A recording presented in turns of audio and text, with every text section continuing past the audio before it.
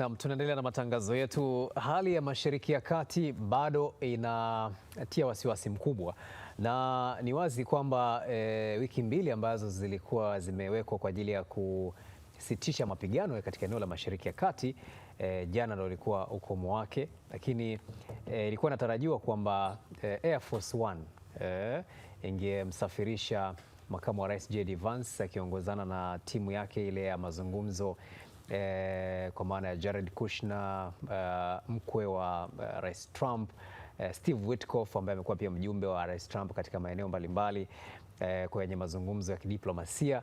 Lakini safari hiyo ya kwenda Islamabad kwa ajili ya mazungumzo ya pili kati ya Marekani na Iran haikufanyika tena, katika hali ambayo imeacha maswali makubwa, JD Vance akionekana kuelekea State House, lakini hawa wajumbe wawili wakionekana kuelekea katika maeneo mengine kuendelea na majukumu yao ya kawaida. Lakini ni jambo ambalo kama lilitarajiwa hivi, kwa sababu wakati Marekani wanaeleza kwamba kutakuwa na mazungumzo ya Islamabad kati ya Marekani na Iran wao walikuwa wakizungumza kwamba hakuna mazungumzo kama hayo, ama hakuna dalili zozote za kufanya mazungumzo na Marekani katika siku hizi za hivi karibuni.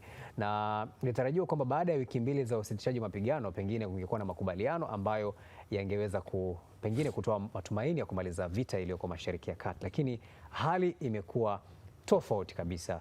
Bado kumekuwa na msimamo katika kila pande, Marekani ikiendelea kuweka kizuizi katika mlango bahari wa Hormuz, lakini mwanzoni tuliona kwamba Iran walitangaza kufungua mlango bahari wa Hormuz na meli kupita kwa kibali, lakini baadaye wakaufunga tena. Kwa hiyo hali imezidi kuwa tete. Kulikoni? Nini kinatarajiwa? Ni hatua ipi inafuata? Tunao hapa wachambuzi wa masuala ya kimataifa.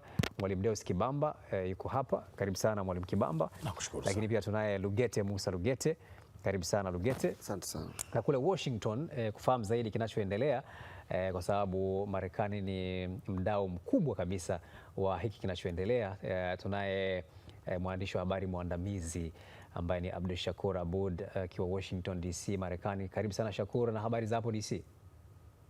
Asante sana, wazima huku. Na tunatamani tuanzie kwako, nini kinaendelea? Manake yako mambo ambayo tulikuwa tunatarajia yangetokea jana au leo, lakini mambo hayo hayajatokea. Tutarajia JD Vance angesafiri kwenda Islamabad kwa ajili ya mazungumzo. Nini kimetokea? Kwa hakika kilichotokea ni hali ya sintofahamu, hasa kutokana na kwamba Iran imesema kwamba haitokwenda katika mazungumzo ikiwa inashinikizwa na kutishwa, na hii inatokana na kwamba Marekani inaendelea kuzuia meli kupita katika njia ya Hormuz. Kwa hivyo hiyo ni moja kati ya masharti. Vile vile Iran ilisema toka mwanzo kwamba haitaki kwenda kwenye mazungumzo bila ya mpangilio, bila ya mkataba au hatua gani zinabidi kuzungumziwa kuweza kupatikana mkataba wa manufaa. Kwa hivyo tatizo lililojitokeza ni kwamba kuna hii hali ya kwamba Rais Trump anasema mambo fulani ndani katika serikali, kuna mvutano, vipi kwenda mazungumzo gani kufanya, na haya yote akasababisha kwamba hawawezi kukutana na kuweza kufikia makubaliano. Kwa hivyo pande zote mbili zina masharti yao, lakini muhimu zaidi vile vile Marekani inasemekana iliipelekea Iran masharti yake hivi karibuni, lakini Iran haikujibu. Kwa hivyo haya yote yamesababisha mvutano. Trump naye akasema tumeshamaliza uongozi wote wa Iran, hatujui tunazungumza na nani. Kwa hivyo kuna ile hali kwamba hawajui kama Iran kuna kiongozi anawasikiliza au vile vile upande wao hawana wataalamu wa masuala ya diplomasia katika mazungumzo haya. Tumeona maelezo, vyombo vya habari vikiripoti kwamba Marekani ataendeleza hiyo ceasefire, hiyo sitisho la mapigano mpaka pale ambapo kutakuwa na progress kwenye mazungumzo, lakini hatujaona taarifa zikieleza sasa ni lini hasa watakutana, kwa sababu upande wa Tehran wanasema hakuna ratiba yoyote ya kukutana na Marekani hivi karibuni.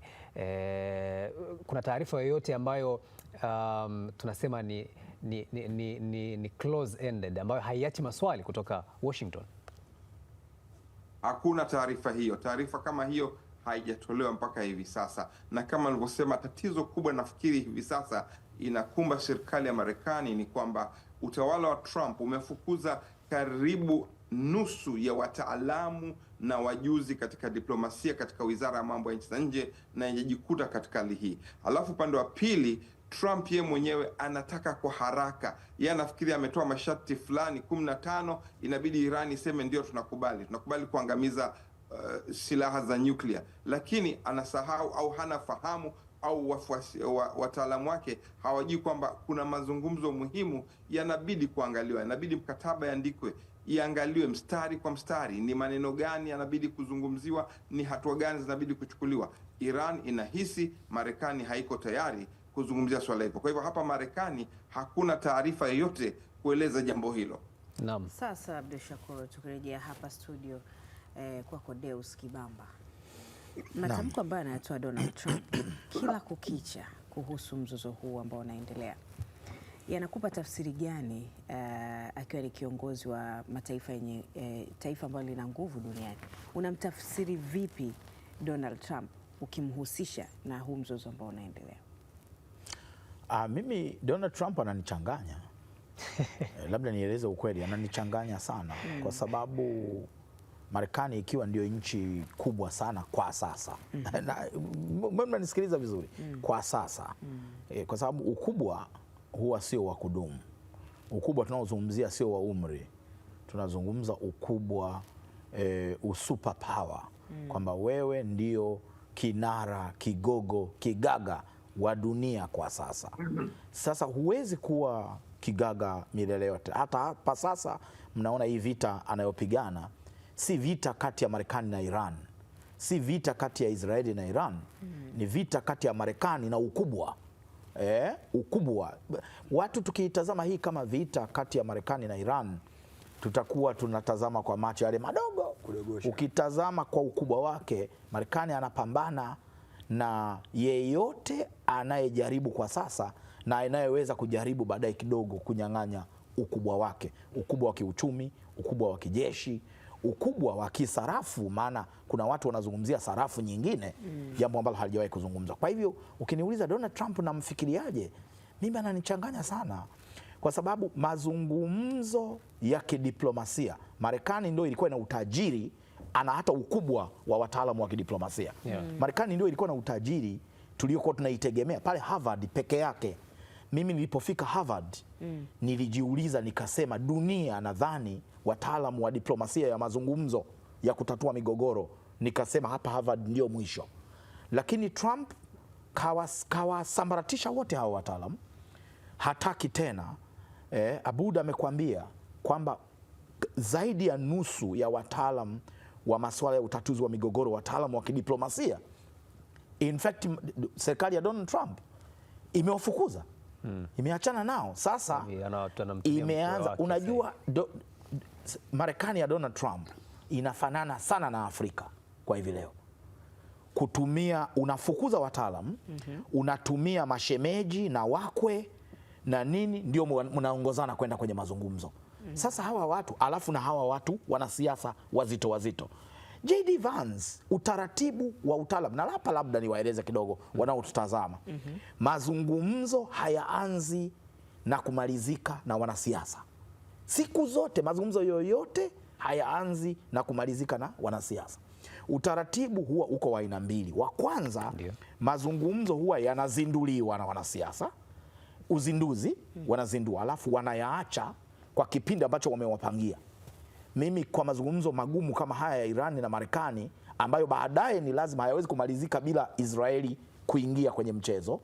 Huwezi kumaliza mazungumzo Marekani na Irani bila Israeli baadaye kujitokeza, aitwe ili aweze naye tuhakikishe kwamba aliyokubaliana Marekani na Iran yeye mwenyewe ndio hayo amekubaliana. Kwa sababu bila hivyo mtamaliza Marekani na Iran, halafu mkitawanyika, Israeli mtoto mdekaji anaanza kumwambia baba yake, baba, mbona hili mimi silipendi mlilokubaliana. Kwa hivyo ni lazima hatimaye mazungumzo kabla hayajaisha Israeli aweze kuingia kwenye picha. Sasa cha kunishangaza mimi, mazungumzo ya baada ya kuzinduliwa na marais na wanasiasa, tulimwona JD Vance amekuja. Wanataka wamalize, yani wazindue na wamalize ndani ya masaa 24. Hakuna mazungumzo ya namna hiyo. Kwa mgogoro mkubwa kama huu, utegemee eti ndege Air Force One iruke toka Marekani iingie Islamabad na pale pale waanze mazungumzo na wayamalize. Sasa ndio najiuliza, maana yake nilikuwa najiuliza wiki mbili zilizopita, hivi ni nini hiki kimewasahaulisha wa Marekani kwamba utaalamu wa mazungumzo ya kutatua mgogoro unataka rapo, kwenye kizungu cha kisheria tunaita rapo itengenezwe na viongozi wanasiasa. Baada ya hapo wayaache yale mazungumzo, wataalamu wayatafune yale, wataalamu wa engo mbalimbali zinazohusu mgogoro, wataalamu wa mafuta, wataalamu wa vivuko, the law of the sea, mambo ya utaalamu wa sheria za kimataifa zinazohusu bahari. Unajua sijaona hakuna kitu, yani ukiniuliza, mpaka kuna siku Goodluck ulipokuwa unanikaribisha nikasema hivi nina nini tena cha kuzungumza? Kwa sababu gani? Unajua inatakiwa sasa hivi tulikuwa tuwe tunazungumza maudhui ya mazungumzo kipengele cha 17 au kipengele cha 25. Ndio hapo sasa ungenisikia nikikueleza sheria za kimataifa zinazohusu bahari. Kwa mfano, zinasemaje kuhusu mkondo kama wa Hormuz? Zinasemaje? Hormuz ni mali ya nani? Hivi yote haya hamuoni kama tunajinyima? Marekani inatufanya tuwanyime watazamaji utaalamu wa kwamba hivi ugomvi mkubwa pale ni nini? Hormuz ni ya nani? Bahari ipi ni ya nani? Unajua yote haya majibu yapo. Sasa hatukuanzia huko. No, unasema? Yani hatukuanzia huko. Mzozo haukuanzia kwenye Hormuz. Mzozo haukuanzia kwenye Hormuz, lakini umehusu sasa Hormuz. Kwa sababu sasa unaona mzozo umekuja kwa kuzungumzia Marekani, yani alilala akaota ndoto, akaona kwamba hili tatizo, kwa sababu hili tatizo halijaanza leo. Hivi huyu Iran ana nini mle ndani? Na je, vinu vya nyuklia bado anaendelea navyo au haendelee navyo? Na kwenda kumsambaratisha ili vile vinu kama vipo vitaonekana vimesambaratika. Ni hilo tu. Kwa hiyo nitaka kusema utaratibu huo wa kwanza haujafuatwa. Utaratibu wa pili ambao haujafuatwa, ukiacha mazungumzo ya kitaalamu, utaratibu wa pili ni kwamba mazungumzo kama haya ya kutatua mgogoro huwa hayaanzi na mambo magumu, tunaita complex issues. Mazungumzo yote ya kutatua mgogoro huwa yanaanza kwanza na kama mnayo mambo 100, kwa sababu katika mgogoro kama huu mambo sio matatu wala 15 kama nayoeleza Marekani. Unatakiwa uyalete mezani, waruhusu wadau walete mezani mambo yote. Unaweza kuona mambo yako 100. Sasa mnaanza na yale ambayo pande zote ni kama zinakubaliana. Jinsi mnavyoendelea, mnatatua moja jepesi, na la pili jepesi, la tatu gumu kidogo, lakini mnalitatua. Utakuta mmeanza kutambaa, mnaenda kwenye magumu na yanawezekana. Sasa haya yote, hii misingi yote miwili imevunjwa vibaya sana katika mazungumzo haya. Na mimi nilimwambia mtu ofisini kwangu juzi, nikasema mazungumzo haya ya safari hii hayatafanyika. Haya ambayo yalitakiwa yafanyike, nilisema hayatafanyika. Unajua kwa nini? Kwa sababu labda Islamabad Air Force One itue, alafu na ambayo ingekuwa aibu sana, alafu Irani haipo. Kwa hiyo labda Marekani azungumze na Pakistan. Sasa Pakistan ni uwanja tu wa kuzungumzia. Hivi mnajua kwamba hata uchaguzi wa Pakistan Islamabad ni sehemu ambayo Irani hawajaridhia kisawasawa. Yaani kwamba Islamabad ndio mahala sahihi pa mazungumzo haya kufanyika. Ni lazima hilo lenyewe lijadiliwe na likubalike. Hawakuridhia, kwa nini walikwenda kwenye mazungumzo? Sasa unajua wakati mwingine unaweza kusema, na mimi nawasifu sana wa Irani kwa sababu wao wana nidhamu ya chini ya kisiri. Yaani ile kwamba wanasema twende tukaone. Uliona waliowatuma, alikwenda spika na yule jenerali wa jeshi. Kwa nini hawakupeleka muhimili wa executive? Kwa sababu muhimili wa executive, muhimili wa utawala ndio unaolengwa kwa ajili ya kuuawa. Irani walikwenda wakiwa tayari nyumbani, walikuwa wamepanga safu kwamba kama spika, ujumbe huu wa Irani utauliwa kule. Yaani Irani ile trust, ile imani kwenye mazungumzo haya imeshuka sana, kiasi kwamba lazima kutokee mchakato labda wa Umoja wa Mataifa hivi upandisha. Umoja wa Mataifa pamoja na kutokuwa na meno, ni watu ambao wakiingia kwenye mgogoro huu wakaanza kuratibu juhudi hizo, zinaweza zikapata wataalamu kuliko hivi sasa. Sawa. Kwako Lugete, Mwalimu amegusa vitu vingi, amegusa engo nyingi sana. Lakini la kwanza ananichanganya Trump. Hilo ndio kubwa la kuondoka. Hilo ni kubwa sana. Sawa. Lugete, pamoja na nguvu ya Marekani unadhani nini hasa ambacho kinamfanya Iran asisogee Islamabad kwenye mazungumzo ya pili? Yeah. Kwenye mazungumzo kuna kitu kinaitwa negotiation deadlock. Negotiation deadlock ni watu ambao wako kwenye mgogoro na hawaaminiani. Kila mmoja ameweka masharti ambayo hayatekelezeki. Kila mmoja anadhani ana nguvu ya kumshurutisha mwenzake kukubaliana na kile. Kwa hiyo Irani hamuamini Marekani, Marekani hamuamini Irani, Irani hana uhusiano wa kidiplomasia na Israel. Yaani ukienda Tel Aviv hakuna ubalozi wa Teherani, ukienda Teherani hakuna ubalozi wa Tel Aviv. Kwa wapo kwenye negotiation deadlock. Lakini cha pili, mazungumzo ya kwanza ya Islamabad Marekani aliyatumia kama concealment and camouflage cover kijeshi. Akasogeza meli zake pale Ghuba ya Omani pale akaufunga mlango bahari. Yaani ule mlango bahari umefungwa mara mbili Hormuz. Irani kaufunga pale kwenye kisiwa cha Kargiz na Omani, afu ule upande wa kutokea Omani Marekani akaweka meli zake za kivita pale. Kwa hiyo hakuna meli inayotoka huku wala kuja huku. Yaani ule umefungwa mara mbili, kila mmoja amefunga eneo lake. Marekani ameufunga kupitia kambi yake ya jeshi ya Omani na Irani ameufunga kutoka pale kwenye bandara basi kuja upande wa Omani. Kwa hiyo umefungwa mara mbili. Doria tu zinaendelea. Zinaendelea tu pale. Kwa hiyo hata Irani ile alivyokuwa anaokota zile dola milioni 2 kupitisha pale naye sasa hapati chochote. Kwa hiyo Kwa ni kama mmoja kama mwaga mboga mwingine kama ndio kinachoendelea. Kwa hiyo nadhani kinachopaswa kufanyika ni Baraza la Ulinzi na Usalama la Umoja wa Mataifa kuingilia kati kuchukua, kwa sababu hata yule mpatanishi Pakistan anaonekana ni pro West. Pakistan ni taifa la kimkakati la Marekani. Kwa hiyo hata Irani wanaamini kama tunaenda, lakini wanaamini kabisa nguvu ya Pakistani kutenda haki inakuwa ni ngumu kwao. Kwa hiyo mimi nadhani hatua ya pili ni Baraza la Ulinzi na Usalama la Umoja wa Mataifa kuingilia kati, kuangalia kwamba ni kwa namna gani dunia inaweza ikawa sawa kiuchumi. Mpaka unafikia kushauri Baraza la Ulinzi la Umoja wa Mataifa kuingilia kati? Manake dunia inathibitisha sasa kwamba Pakistan hakuwa na nguvu kabisa ya kusuluhisha mzozo. Pakistani hana uwezo wa kumshurutisha Marekani. Pakistani hana uwezo wa kumshurutisha Irani. Pakistani yuko hai mpaka sasa kutokana na neema za Marekani, tunaweza kusema, kwa sababu ukiangalia kistrategia ni kwamba India na Pakistan wana mgogoro, lakini India na Pakistan ni marafiki muhimu wa Marekani. Yep. Kwa hiyo na hawa watu wawili wanaamua wakimsaliti Marekani. Kuna kipindi waligombana siku 10 na ngapi, mzee Kibaba atatutambia hapa, zilipigwa, Trump akaenda akawasimamisha wasigombane. Kwa hiyo sasa huu mgogoro huu lazima uende kwenye Baraza la Ulinzi na Usalama la Umoja wa Mataifa, waje na vipengele rasmi, kila mmoja alete masharti yake mezani, wayapime. Lakini cha muhimu ni kwamba ni muhimu sana mlango bahari wa Hormuz kufunguliwa ili dunia iweze kuwa salama kiuchumi. Kwa maoni yangu mimi ninachoweza kusema, kwa sababu Irani ameshikilia mshipa wa uchumi wa dunia na dunia haiko tayari kwenda kununua mafuta Marekani. Hili ni eneo muhimu sana la kimkakati katika biashara duniani, na aligusia hapa Mwalimu Kibamba kuhusu the laws of the sea, sio kuhusu nani hasa mmiliki wa eneo hili.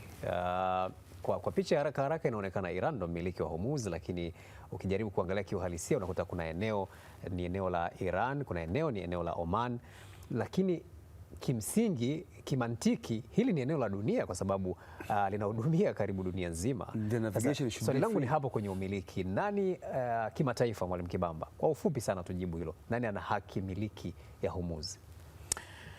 Huo ni mjadala mrefu sana kwa sababu suala sasa sio tu Hormuz, suala sasa ni bahari upana wake. Ziko kanuni na sheria zinazoeleza kila eneo la bahari unaloliona lina umiliki, lakini muhimu sana kwa sasa ni ugomvi wenyewe ni kuhusu nini. Muhimu kwa sasa hivi ugomvi wenyewe tunatamani tukujua eneo la Hormuz ni miliki ya nani? Eneo la Hormuz ukijiuliza ni miliki ya nani, ukaambiwa Iran ni miliki wa eneo kubwa lile la Hormuz, utauliza swali la pili, nyuklia, vinu vya nyuklia ni mali ya nani? Kwa hiyo Marekani ana uwezo wa kukamata na kupiga na kuzuia eneo lolote.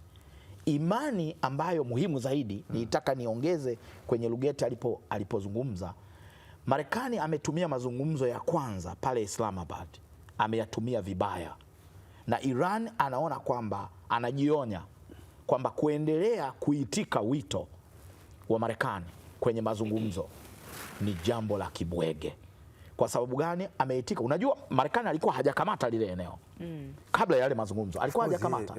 Sasa amemchanganya Irani, huku mazungumzo yanaenda. Kwanza hii habari ya ceasefire, tuache kupigana kwanza. Yote hayo ni maandalizi, ni mbinu zote hizo. Tukazungumza Islamabad. Iran anatumia nguvu yake kujiandaa kwa ajili ya mazungumzo na kupeleka ujumbe. Marekani anakamata kipande cha bahari, anakamata huku. Kwa sababu hiyo Iran anajiuliza hivi sasa, kwa sababu Iran alikuwa hapati picha Marekani alipokuwa anatamba kwamba pale sasa tutazuia. Kumbe alikuwa anazungumza tutazuia, kwamba nyinyi mnaelekea kwenye mazungumzo, mimi nafanya mchezo hapa baharini. Na kwa sababu hiyo good luck. Hivi kwa nini dunia imeanza kupotoka hivi jamani kuhusu mazungumzo ya migogoro? Wewe ukigombana na kaka yako, wewe na kaka yako mmegombana vibaya sana, mmetishiana kuuana, kwa sababu Iran na Marekani wamegombana kiasi ambacho ni cha kuteketezana. Yaani ugomvi uliopo ni kwamba wanaweza kuteketezana. Unaweza wewe kaka yako akakuita akakwambia hebu njoo Singida tuzungumze, alafu ukapanda basi hapa ukaenda? Unajuaje kama kakutegea Dodoma uwawe? Kwa hivyo ndio mchezo uliopo hapa. Hapa hakuna refa. Nimeshangaa sana Marekani imefika of course Marekani anajua kwamba anavunja taratibu zote. Lakini hivi pale refa ni nani? Mnaamini kwamba Pakistan ni refa? Marekani anajua kwamba anavunja utaratibu, kwamba wewe na mdogo wako, maana tuchukulie Irani ni mdogo wake Marekani. Kwa maana ya kwamba ukubwa alionao Marekani mwenyewe inamshangaza kwa nini inamchukua muda mrefu hivi kumteketeza Iran. Marekani alimuandarate sana. Unajua Marekani hii imempa funzo, hata vita hii itakapokamilika itaisha hatimaye hii. Marekani amejifunza sana kwamba baadhi ya nchi unaweza kumuona good luck kwa hivyo anavyoonekana uso wake, kumbe kuna good luck kabisa aliye zaidi ya good luck ndani yake. Hii imemfunza Marekani. Sasa Marekani unaona anatapatapa kiasi chake, kwa sababu mpaka hivi sasa Marekani tu ni kwa sababu ya ukubwa wake ndio maana huoni akilaaniwa na dunia. Hata ugumu wa maisha ulioko Msumbiji, ulioko Dar es Salaam, ulioko dunia nzima, ulioko huko Brazil, ugumu huo unatokana na fujo ya Marekani. Kwa sababu Irani alikuwa ametulia tu, aliyemchokoza mwenzake ni Marekani akiwa pembeni kwenye kwapa anaye Israeli. Na naongea kwenye kwapa kwa sababu ni kweli kwenye kwapa. Hivi leo Air Force One inaruka toka Marekani inakwenda Islamabad, ile safari ya mwanzo, lakini inakwenda ikiwa na hoja 12 za Marekani yenyewe. Hoja 2 kubwa zimewasilishwa, zimetumwa kutoka wapi? Hiyo ni barua pepe kutoka Tel Aviv. Kwa hivyo ni kwamba Marekani na Israel, hasa Marekani, kwa sababu nasema hasa Marekani kwa sababu Israeli sio mwanachama wa Baraza la Usalama la Umoja wa Mataifa. Marekani ni mwanachama. Sasa wanachama wengine, mimi ndio najiuliza, mnajua mimi na maswali mengi sana dada, na maswali mengi, wanachama wanne nyie mko wapi? Marekani analeta fujo za kila aina. Nazungumzia wale wenye turufu. Nazungumzia wenye turufu, namzungumzia, umeona Mchina na Urusi jana walikuwa wamekaa wanaonyesha sarafu mfano. Sarafu mfano. Sasa ndio unajiuliza hawa wengine wanne wako wapi? Sawa. Tumekaa muda kidogo baki bila kumsikia Shakur. Na nafikiri tunaelekea huko, ndio tunaelekea kwake. Of course inasemekana kuwa huu mzozo ambao unahusisha haya mataifa matatu, ingelikuwa mazungumzo haya ni baina ya Marekani na Iran peke yao tu, pengine mzozo huu ungekuwa umekamilika. Inasemekana hivyo, lakini kutokana na uwepo wa Israel ambaye kama haonekani hivi akitajwa kwenye mazungumzo, lakini yupo, Kibamba hapa ametuambia kwa yuko kwa pani. Israel ndiye ambaye anaupa ugumu zaidi mzozo huu. Shakur, wewe unatazamaje suala hili? Asante sana na kusikiliza wenzangu waliokuwa wakizungumza hapo. Israel bila shaka ndo msababishaji mkubwa wa mzozo huu. Inabidi kukumbuka kwamba tuangalie vizuri kwamba Israel chini ya Netanyahu, waziri mkuu wa Israel, ndo amesababisha hali hii yote. Kwa miaka 40 Netanyahu alikuwa anataka kuondoa utawala wa Kiislamu wa Iran. Netanyahu alijaribu kumwambia Obama, Netanyahu alijaribu kumwambia Biden, Netanyahu alijaribu kumwambia Bush waondoe utawala huu, wote walikataa. Mtu aliyekubali ni Trump. Kwa hivyo Israel ndio ilikubali kwamba Trump aweze kupambana naye, na Trump akamsikiliza, akaona kwamba Trump ni mtu ambaye anapenda sifa, anapenda kuwa anapata ushindi. Kwa hivyo Netanyahu akamdanganya, akasema kwamba ukija utapata ushindi, utakuwa mkubwa. Kwa hivyo Trump akaamini, lakini kilichotokea ni kwamba Mossad, idara ya ujasusi au shirika la ujasusi la Israel, lilishindwa kutambua nguvu za Iran na zikatoa ushauri ambao umetusababisha kufika katika hali hii. CIA na Mossad ni moja kati ya matatizo makubwa yaliyosababisha hali hii. Sasa tukija hapo, Israel ndio iliyotaka Iran iondolewe, wakapambana, wakakuta hali imekuwa tofauti kabisa, ndio tumefika mahala hapa. Lakini inabidi kukumbusha tena, mzozo huu haukuanza leo, ulianza toka makubaliano ya Paris ya 2015 kati ya nchi za Ulaya, Marekani na Russia, mpango unaojulikana kama Iran Accords, ambapo Trump alikataa, aliupinga mwaka alipoingia madarakani, na hivi sasa alitaka kuondoa. Kwa hivyo tukumbuke kwamba kulikuwa na mkataba unaozuia mpango wa kuendeleza silaha za nyuklia za Iran. Kwa hivyo ugomvi ni hapo, silaha za nyuklia. Hii Hormuz imekuja baadaye, wote hawakujua. Wataalamu wanasema vipi Marekani imeenda vitani bila kujua kwamba kuna turufu ya Hormuz. Kwa hivyo unakuta kwamba hali hii yote imesababishwa na mzozo wa nyuklia wa Tehran ambao Israel ilikuwa hataki na Trump haitaki. Kwa hivyo hilo ndio tatizo kubwa, na Israel hivi sasa imeona kwamba imepata aibu, inakaa kando, inamsikiliza vile Trump anavyosema. Chukua mfano moja kati ya masharti makubwa ambayo Iran ilitoa kuweza kuja kwa mazungumzo ya Islamabad ni kuitaka Israel kuzuia mashambulio ya Lebanon. Trump amemwambia Netanyahu, wamezuia mazungumzo haya, wamezuia mashambulio. Kitu gani kinatokea? Kesho Israel na Lebanon wanakutana kwa mara ya kwanza baada ya miaka 43. Kwa hivyo unaonekana Israel anamsikiliza vizuri Trump, maanake anajua sasa yuko hatarini. Mbali na hayo anataka kueleza swala la vipi Pakistan imejitokeza kuwa mpatanishi. Iran imekubaliana na Pakistan kwa sababu imemwona ni mshirika wa karibu. Pakistan ilichaguliwa na nchi za Kiislamu. Pakistan pamoja na Uturuki na Misri zilipewa jukumu la kuongoza kuzuia mapigano haya. Lakini katika mkutano huo wa nchi 15, Pakistan peke yake ndo alosema la, huwezi kuzungumzia swala la Iran bila kuzungumzia swala la Palestina na Lebanon. Iran ikaona huyu ni mshirika wangu mkubwa, ndo ikakubali kuwa Pakistan ni mahala pa kuweza kufanya mazungumzo. Lakini tatizo lililojitokeza baada ya mazungumzo ya kwanza, Iran imetambua kwamba Marekani haijapeleka wataalamu wanaobidi kujua katiba, sheria na mikakati ya mazungumzo na mikakati ya kimataifa. Ndio maana tumekwama hapa. Iran ilitoa tangazo siku 3-4 zilizopita, hatuendi Islamabad bila ya kuwa na mswada wa mkataba, tujue mkataba wetu kifungu cha kwanza kinahusu nini, kifungu cha pili, kifungu cha tatu. Hilo ndo swala lililokwama. Pakistan amejitokeza kuwa ni mpatanishi mkubwa kwa sababu hakuna mpatanishi anayeaminika, ikiwa ni Uturuki. Erdogan alianzisha, lakini alionekana kwamba hawezi. Misri hakupendelewa sana, kwa hivyo Iran imependelea zaidi Pakistan. Lakini kwa vile Marekani haijajitayarisha kitaalamu, kiufundi, kidiplomasia, mambo yamekwama hapa.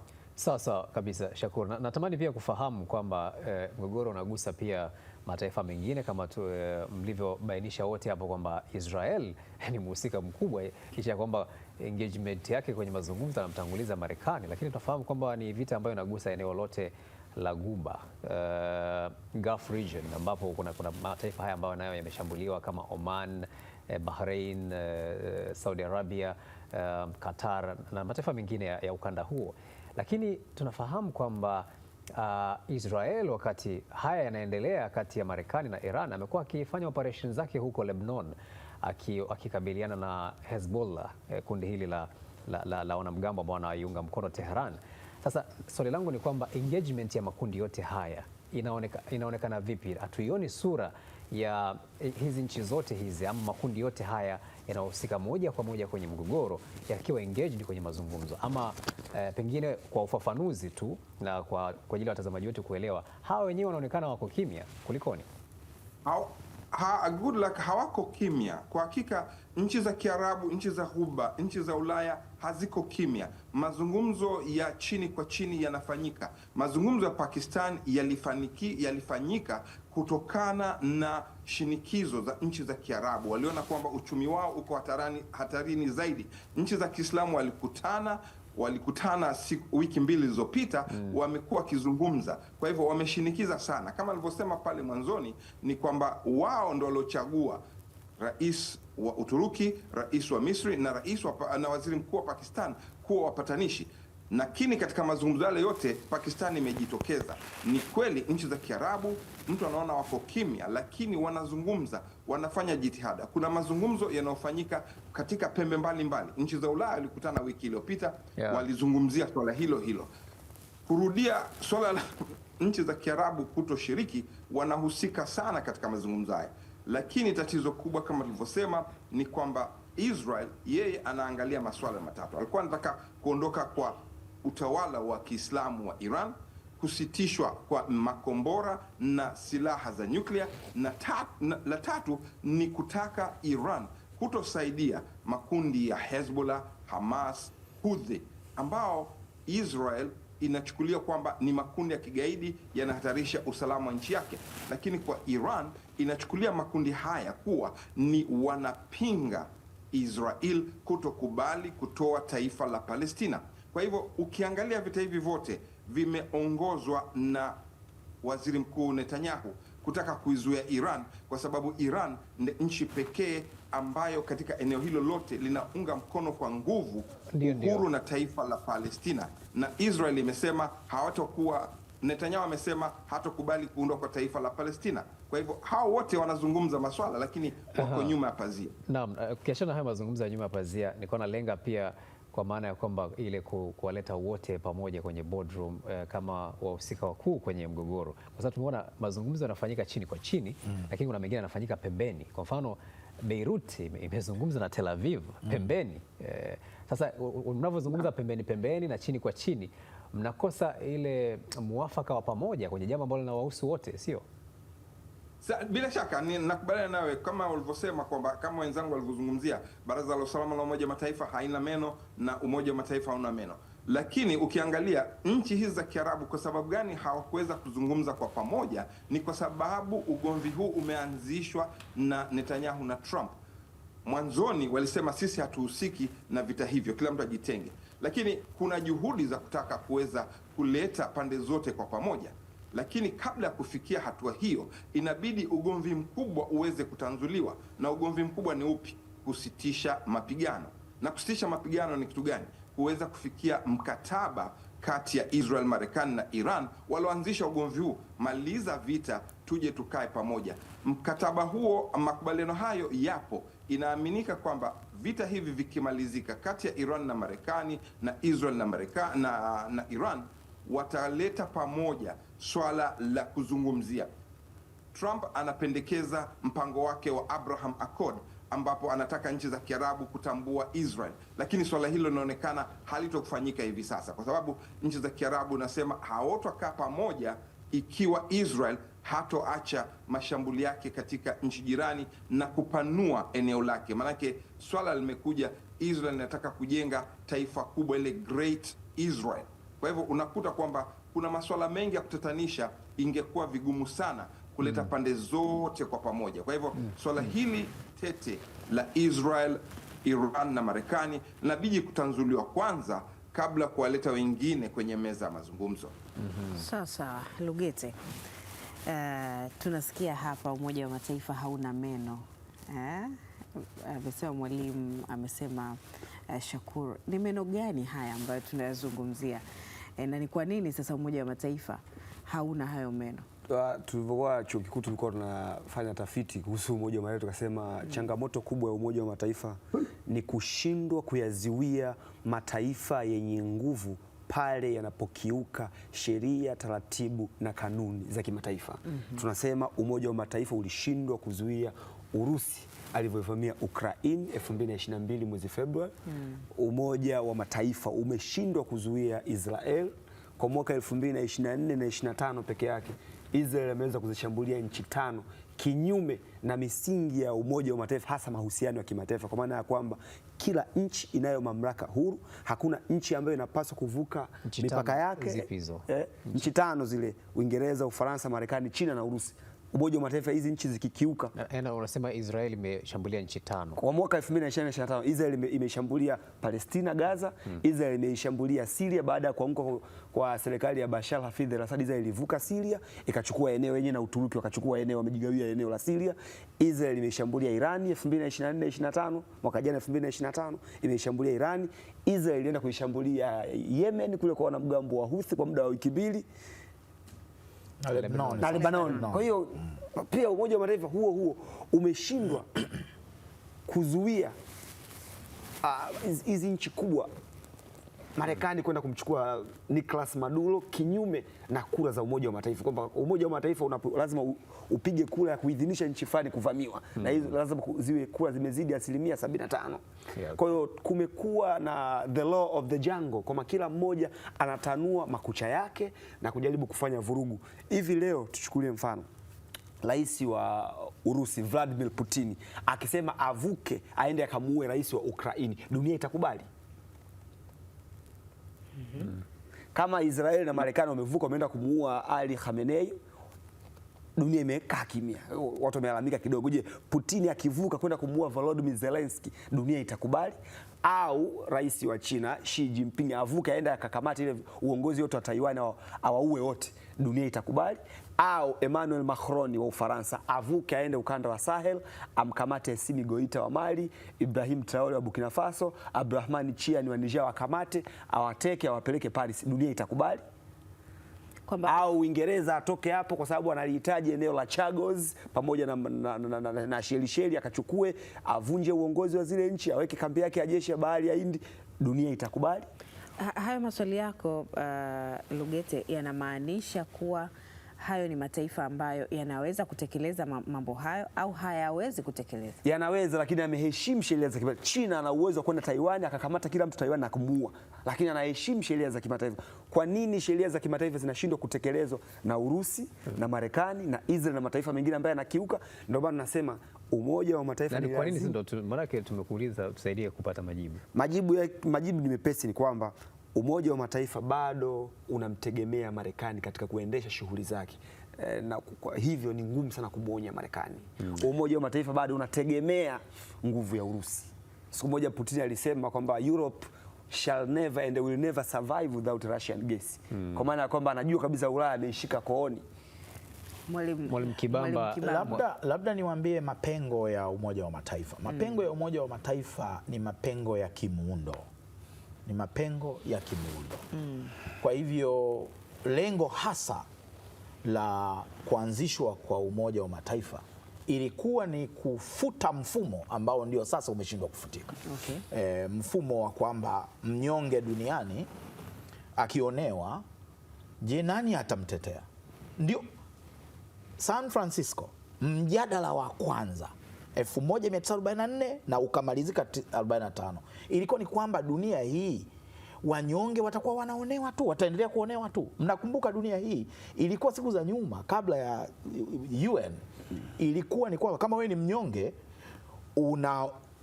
anaweza akaja mwenye nguvu hapa akachukua mafuta yako, akaanza kupakia tu, au akachukua ardhi yako, ukinyanyua mdomo anakutandika, anakutangaza kwamba wewe ni sehemu ya nchi yake.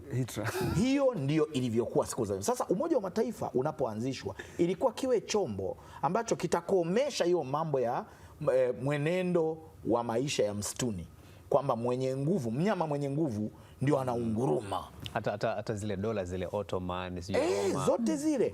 Sasa unakwenda unavamia, unaua. Ilijaribiwa miaka ya mwanzoni miaka 40, miaka ya 50, miaka ya 60. Ndio maana ilikuwa miaka ya amani sana. Ilijaribiwa, watu walikuwa wanaheshimu chombo kipya kilichoundwa, kwamba Umoja wa Mataifa kukitokea mgogoro, mimi na Lugete tukigombana, twende mmoja wetu apeleke mashtaka. Na iliwekwa kabisa kwamba Umoja wa Mataifa, UN General Assembly unga haiwezi kuwa inakutana mpaka rais wa Burundi mpaka wa Tanzania kila siku kukitokea mgogoro wao wanakutana. Hapana. Kwa hiyo ikaonekana haya mataifa matano ambayo hayakuchaguliwa kidemokrasia, hayakuchaguliwa eti kwa sababu yalipendekezwa yakapigiwa kura. Hapana, yaliletwa kwa sababu ya historia.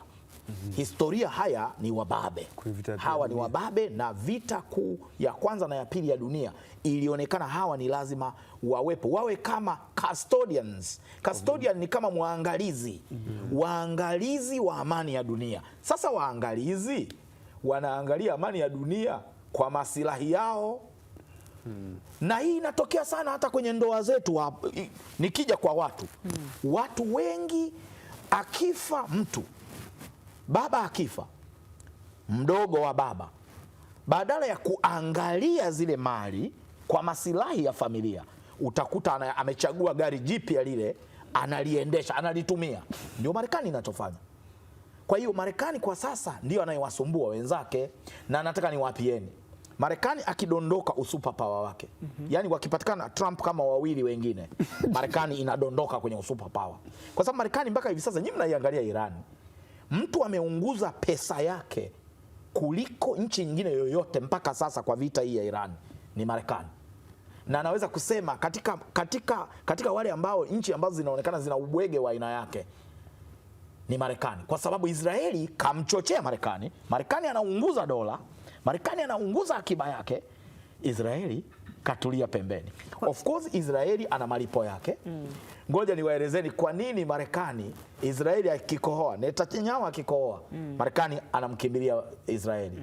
Kwa sababu mfumo wa utawala Marekani, Shakuru atatuambia hapa, umeshikiliwa kila kona na Wayahudi. Wayahudi wameshika ulinzi, wameshika, yani ile Marekani, mnaona hata Air Force One inaruka inaenda Islamabad. Yani ule uhakika kwamba Air Force One haitapata matatizo yoyote. Uyahudi ndio unakumehakikisha.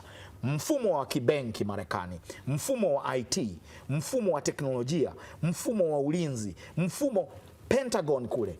Myahudi, nadhani Marekani hana uwezo wa kugombana na Israeli kwa miaka mingi ijayo. Unachomaanisha, kwa sababu itakuwa ni kwa sababu Israeli ndio taifa mama la Wayahudi, na Marekani ina Wayahudi wa Marekani na Wayahudi wengineo, lakini wote damu inatoka Israeli. Nafikiri kwamba Israeli ndio maana anadeka katika mtindo wa namna hiyo. Kwa hivyo Israeli leo hii anatumia muda wake kuunguza pesa ya Marekani, na Wamarekani wengine wajanja wanasikitika sana kwamba pesa ambayo Marekani ameshaiunguza mpaka sasa ni matrilioni ya dola, kitu ambacho kwa siku hizi, kwa miezi hii tu kadhaa, kitu ambacho Wamarekani wa kawaida wenye msimamo wa kawaida. Tatizo wa Marekani, kuna watu wa Marekani wenye msimamo wa kawaida, wa msimamo wa kati, kuna Wamarekani ambao wamenyamaza kama sisi tulivyo, na kuna Wamarekani wenye msimamo mkali.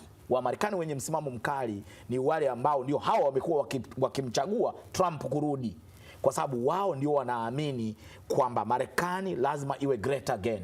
Unaona, Marekani inazungumzia making America great again. Yes. Israeli inazungumzia extending Israel, producing the greater Israel. Maana yake lugha ya Marekani na Israeli ni moja. Israeli anataka kutanua himaya yake na Marekani anataka kujiimarisha zaidi kiuchumi. Okay, unachokimaanisha Mwalimu Deus ni kwamba Marekani ameingia kwenye hii vita sio kwa maslahi yake binafsi, ni kwa maslahi ya Israel, ama ni kwa maslahi ya Wayahudi ambao ndio wanaiongoza Israel katika nyanja tofauti tofauti.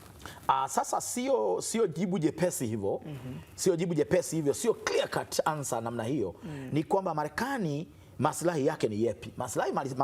Marekani maslahi yake mengine mengi yamebebwa na Wayahudi, yamebebwa na Israeli pia. Kwa hivyo ni katika kule kuitetea Israeli ndio na Marekani nayo inapata maslahi yake. Lakini la pili ni maslahi binafsi. Kuna sehemu naweza kusema asilimia, kwa kikokotoo changu mwenyewe, asilimia hadi 60 ya vita hii ya Iran na Marekani na Israeli ni masilahi ya Donald Trump mwenyewe.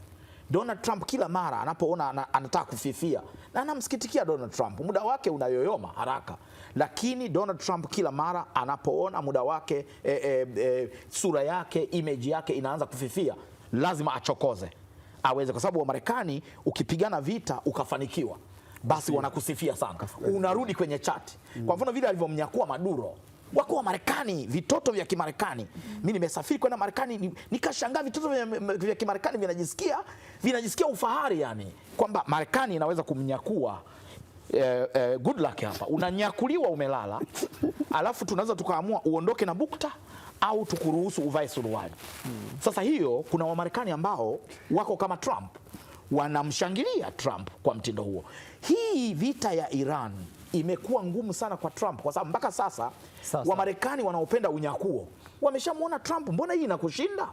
Mbona unyakuaje hapa umekuwa mgumu? Image ya Trump pia atatuambia Shakur ikoje. Kwa ufupi tu image ikoje, kwa sababu tumeona pia kumekuwa na maandamano ya No Kings wakipinga harakati za Trump na utawala wa Trump kwa ujumla, ambayo anazidi kushika kasi, lakini tumeona opinion polls, kura za maoni zikionyesha kwamba Rais Trump ushawishi wake unazidi kupungua. Wakati huu tulitegemea kwamba pengine vita ingemfanya ushawishi wake kuongezeka. Kulikoni?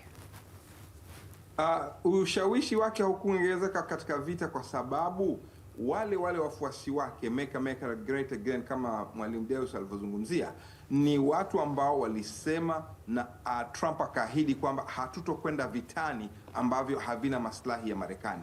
Wamekasirika, amekwenda vitani, amekwenda kinyume cha matakwa yao. Kwa hivyo wanampinga moja kwa moja. Wanaona kwamba Trump ametumia fedha kwenda kushambulia nchi ya nje bila sababu msingi. Hakuna maslahi yoyote Marekani inapata katika vita hivi. Wamesema walitaka fedha hizo zitumiwe katika huduma za kijamii na afya na kadhalika. Amekwenda kutumia katika vita. Kwa sababu hiyo, wale wanaomfuata halisi hawataki kuona vita kuendelea.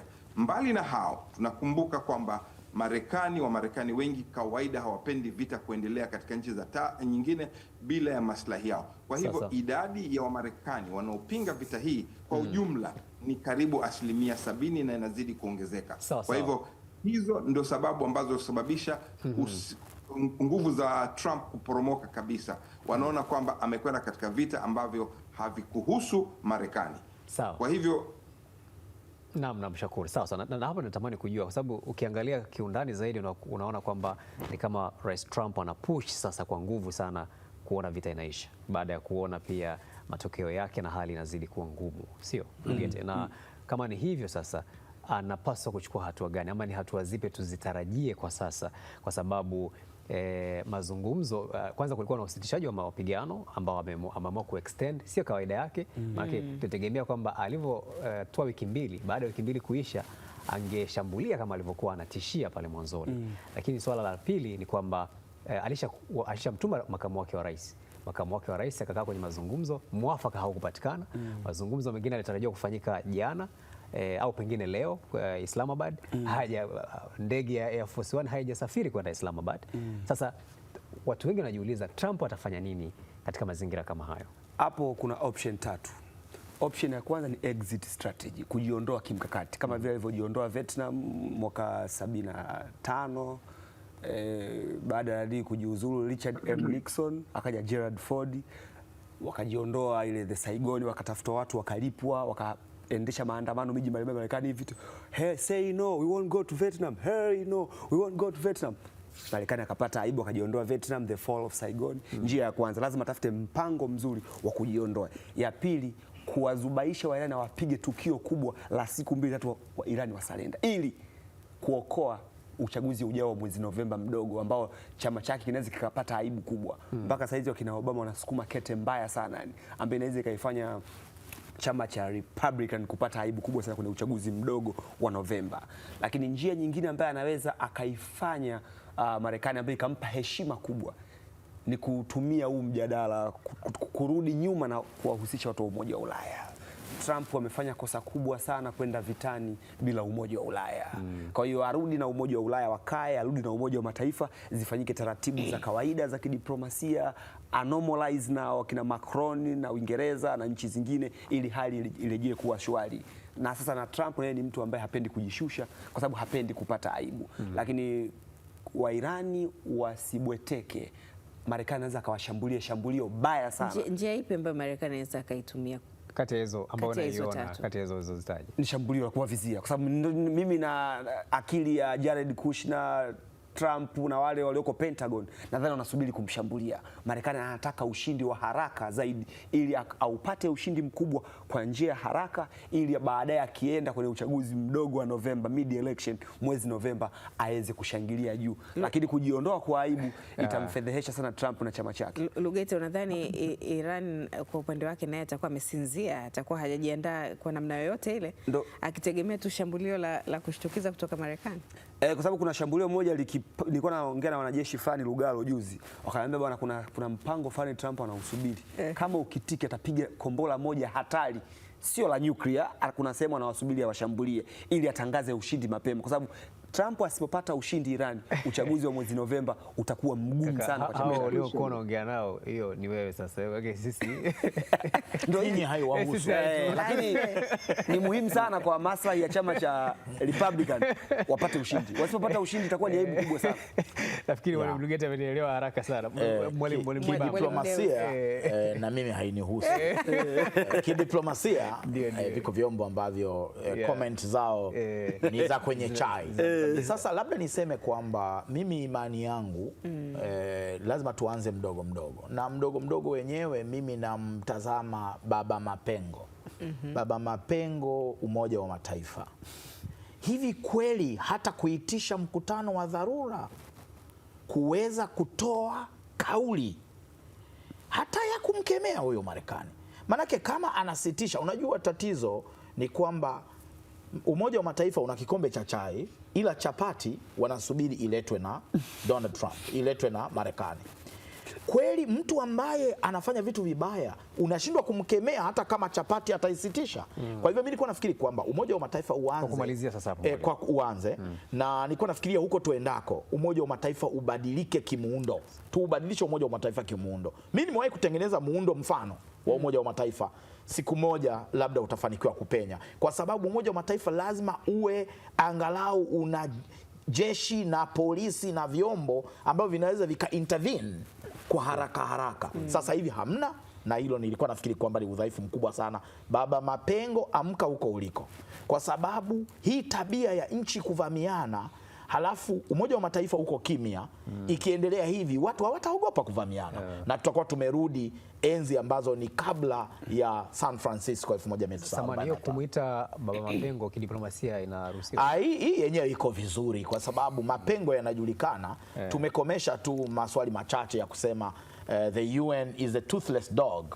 Hiyo tumeacha. Maswali ya namna hiyo utayapata ukija chuoni, lakini hii Baba Mapengo, kwa sababu mapengo yanaonekana. Mapengo yanaonekana. Kwa sababu wewe ni mwalimu wa diplomasia, basi wewe unafahamu zaidi. Na Mwalimu Kibamba alikuwa anasema kwamba Donald Trump anamchanganya. Sasa kama hii vita imemchanganya mwalimu wa negotiations na diplomacy, itakuwaje kwangu mimi? Kama wamemtenda hivi mti mbichi, itakuwaje kwa mti mkavu? Na tafakari hapo kwa Umoja wa Mataifa pia, ukiwa nchi zaidi ya 190 zikiwa ni wanachama wa Umoja wa Mataifa, kuna nchi ambayo si mwanachama, pengine atakuwa anatamani kuwa mwanachama kweli kwa haya ambayo yanaendelea?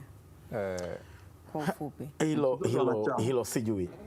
Hilo sijui kabisa, kwa sababu kwa hali ilivyo kwa sasa Umoja wa Mataifa una mambo mengi mazuri, yani unatamani tunasema potential.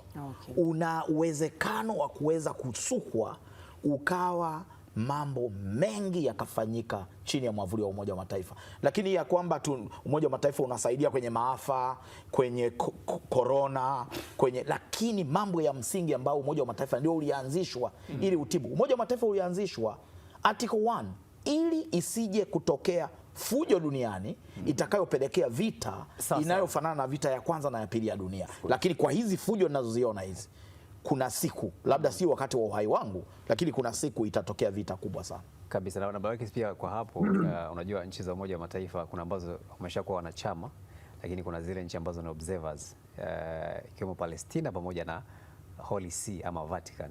Kwa hiyo labda Vatican labda yenyewe inaweza ikatumika, na tumeona Papa pia na yeye ameanza kutoa msukumo wa watu kukaa chini kuleta amani na vitu kama hivyo. Ukimtaja Papa nikumbuka kauli za Donald Trump, narudi kwenye kuchanganyikiwa kama anamchanganya. Unazidi kuchanganyikiwa na wewe. Tumalize na Abdushakur Aboud, kutokana na haya yote ambayo tumeyazungumza hapa, nini ambacho pengine unaona kinaweza kutokea?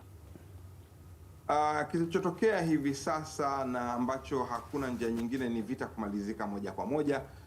Israel kuacha kushambulia watu majirani zake, lakini zaidi nafikiri ni mkutano wa kimataifa kuweza kuangalia nini kinaweza kufanyika kutanzua kabisa mzozo wa Mashariki ya Kati. Manake kidonda ndugu hapa ni swala la Palestina, hilo ndio swala kubwa. Lakini namna inavyokuwa hapa, mwenzangu amezungumzia kwamba Marekani inasubiri kutoa shambulio kubwa. La, vita hivi vimeshakwisha kwa sehemu fulani. Sidhani kama Trump atasubutu kwenda kuishambulia tena Iran moja kwa moja, maanake hapa ndani ya Marekani aliposema ataiangamiza Iran, watu wamesema hiyo sasa ni vita, uhalifu wa vita. Kwa hivyo sidhani kutakuwa na jambo hilo, maanake imeshafika hali hiyo.